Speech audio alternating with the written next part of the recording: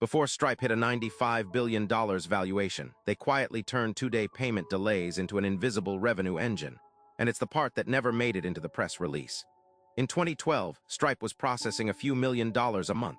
Two developers, no banking licenses, no Wall Street relationships. They looked like a developer tool.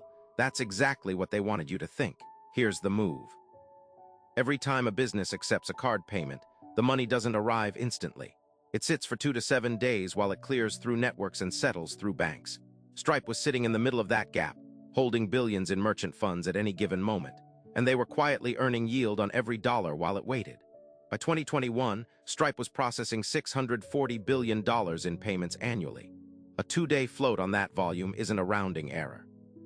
It's a 9-figure revenue line that never showed up as a named product. Competitors saw a developer API. They missed the float engine underneath it. PayPal ran the same playbook, but Stripe never made it a headline.